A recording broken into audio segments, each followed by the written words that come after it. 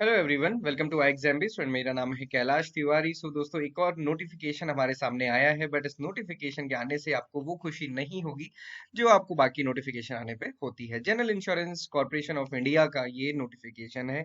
इससे पहले आपने देखा था यूआईआईसी का आया था, United Indian insurance company of India. उसमें 3 वैकेंसीज थी। यहाँ पे घट के एक वैकेंसी का नोटिफिकेशन ये है फॉर एग्रीकल्चर ग्रेजुएट्स। बाकी जनरल इंश्योरेंस में काफी वैकेंसीज हैं, वो आप अगर प्रिपेयर करते हैं तो देख सकते हैं। तो इस नोटिफिकेशन को हम क्विकली डिस्कस करेंगे। ये इंपॉर्टेंट उन स्टूडेंट्स के लिए है जो जनरल एग्जामिनेशन या फिर जिन्होंने यूआईएसी की प्रिपरेशन की थी, या जो SBI PO IPS PO type का एग्जामिनेशन प्रिपेयर करते हैं, क्योंकि डेफिनेटली थोड़ा सा कंपटीशन ज्यादा रहता है। और जहाँ पे वैकेंसी एक हो तो फिर कंपटीशन और बढ़ जाता है। हालांकि वैकेंसी बहुत कम है, इससे अच्छा तो आप देखेंगे एनएचबी का ही नोटिफिकेशन है। हालांकि एनएचबी का नोटिफिकेशन आप देखेंगे तो फेज 2 थोड़ा सा डिफिकल्ट है, क्योंकि वो हॉर्टिकल्चर ओरिएंटेड है। चलिए शुरू करते हैं इस नोटिफिकेशन के बारे में। बाकी आप कमेंट बॉक्स में बताइएगा कि ऐसे नोटिफिकेशन देख के आपको कोई आशा या निराशा क्या होती है। तो ऑनलाइन रजिस्ट्रेशन इसका 23 से स्टार्ट होगा, लास्ट डेट 12 जनवरी रहेगी, और इसका जो एग्जामिनेशन है वो फरवरी 2024 में होगा। ओके, उसके साथ साथ आप देखेंगे अभी जो एग्जैक्ट डेट है वो बाद में बताई जाएगी।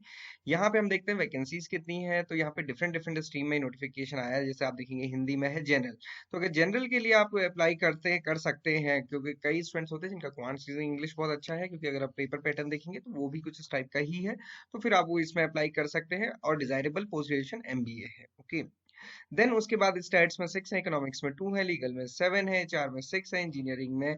और इसके साथ साथ जो हमारा एग्रीकल्चर है, साइंस में आप देखेंगे सिर्फ एक वैकेंसी, और वो भी नहीं पता कि वो किस कैटेगरी में है।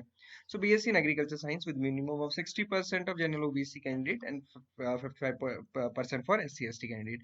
पोस्ट ग्रेजुएशन अगेन डिजायरेबल है। ओके, सो ये notification agriculture science particular students के लिए जिनका ग्रेजुएशन एग्रीकल्चर होता है। इसके अलावा अगर आप देखेंगे तो इंश्योरेंस में या फिर जनरल में आप अप्लाई कर सकते हैं, अगर आपको कंपटीशन लगता है तो।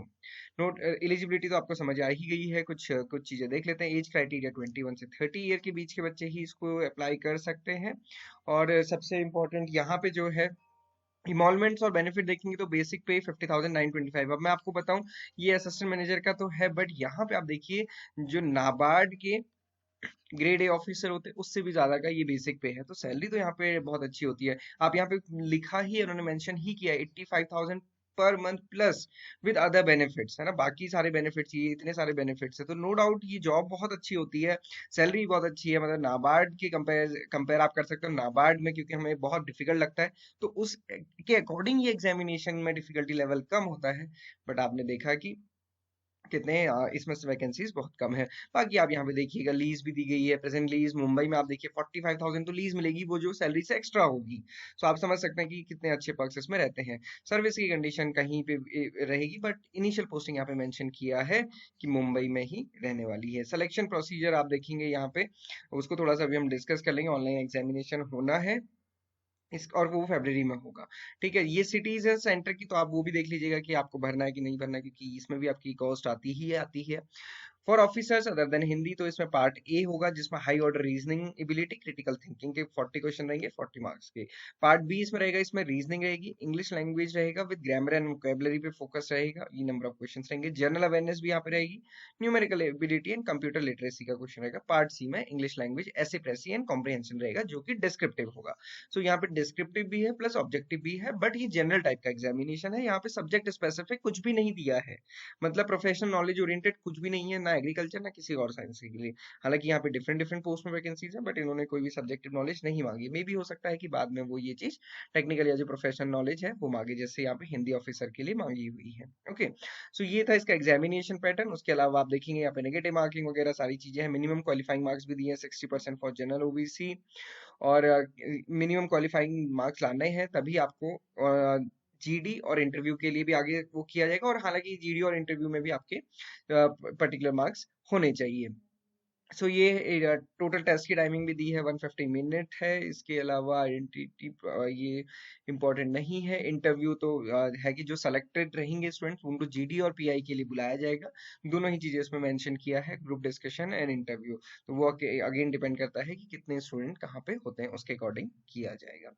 ओके, सो ये था इस वैकेंसी के अकॉर्डिंग। आई डोंट थिंक कि अब इससे ज्यादा इंपॉर्टेंट इसमें कुछ है, बट सबसे ज्यादा इंपॉर्टेंट तो यही है कि एक वैकेंसी में कितनी उम्मीदें बढ़ाई जाए। प्रोबेशन है, गारंटी बॉन्ड भी यहाँ पे है, प्रोबेशन पीरियड है, आप देखेंगे मिनिमम 1 ईयर का प्रोबेशन है जिसमें कि इंश्योरेंस वाला एग्जामिनेशन भी क्लियर करना होता है। नॉन लाइफ लाइसेंशिएट एग्जामिनेशन जो कि इंश्योरेंस इंस्टीट्यूट ऑफ इंडिया करता है उसको आपको पास करना होता है। गारंटी का बॉन्ड फिल करना होता है ज्वाइनिंग से पहले, ताकि आप कम से कम उतने टाइम पीरियड में वहां पे सर्व करें। ओके।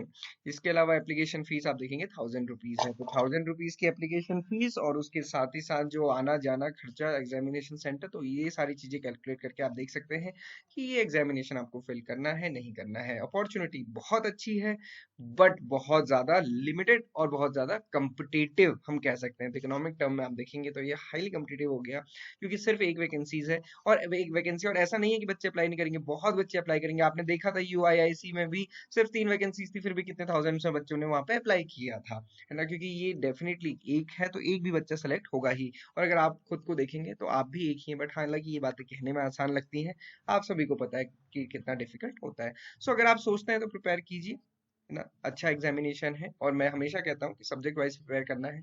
क्यों हम आईबीपीएस एएफओ तक ही लिमिटेड रहे, हालांकि वो भी एक इंपॉर्टेंट एग्जामिनेशन है और अभी जल्द ही होने वाला है, सो उसको भी टारगेट करना है, बट आपको बाकी अपॉर्चुनिटीज भी पता रहनी चाहिए। So this is all about general insurance corporation of India.